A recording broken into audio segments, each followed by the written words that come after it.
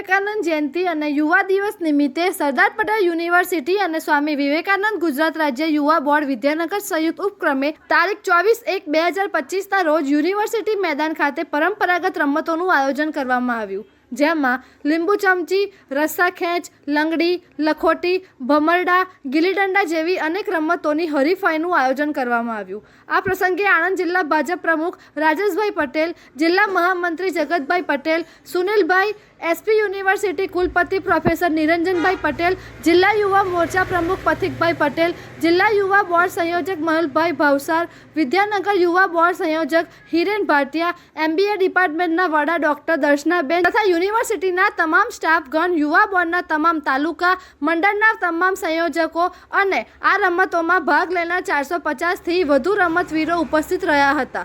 આ પ્રસંગે પ્રોફેસર નિરંજન પટેલે વિદ્યાર્થીઓને મોબાઈલમાંથી ક્રિકેટ રમવાનું છોડી મેદાનમાં રમવા આવવાનું આહવાન કર્યું હતું। ગુજરાત રાજ્ય સ્વામી વિવેકાનંદ યુવા બોર્ડના સંયુક્ત ઉપક્રમે આજે MBA વિભાગ દ્વારા પ્રાચીન રમતોનું આયોજન કરવામાં આવ્યું છે। આ કાર્યક્રમમાં આપણી વચ્ચે આણંદ જિલ્લા ભાજપના પ્રમુખ શ્રી રાજેશભાઈ પટેલ અને બંને મહામંત્રીઓ ઉપસ્થિત છે। આ કાર્યક્રમનો મુખ્ય ઉદ્દેશ્ય છે આપણી જે ભારતીય પ્રાચીન જે રમતો છે એ ભારતીય પ્રાચીન રમતોને આપણી જે સંસ્કૃતિ છે એની સાથે જોડવાનો પ્રયત્ન છે અને એના દ્વારા એક વિકસિત ભારત કેવી રીતે બની શકે એ આપણા જે સ્વામી આપણા જે નરેન્દ્રભાઈ મોદી સાહેબનું જે મિશન છે એને એની સાથે જોડવાનો ઉપક્રમ છે। સરદાર પટેલ વિશ્વવિદ્યાલય એનો MBA ડિપાર્ટમેન્ટ અને સ્વામી વિવેકાનંદ ગુજરાત રાજ્ય યુથ બોર્ડના સંયુક્ત ઉપક્રમે આજે એક ગૌરવશાળી કહેવાય એવો દિવસ સ્વામી વિવેકાનંદજીને યાદ કરીને પરંપરાગત પ્રાચીન રમતોનું આયોજન થયું છે।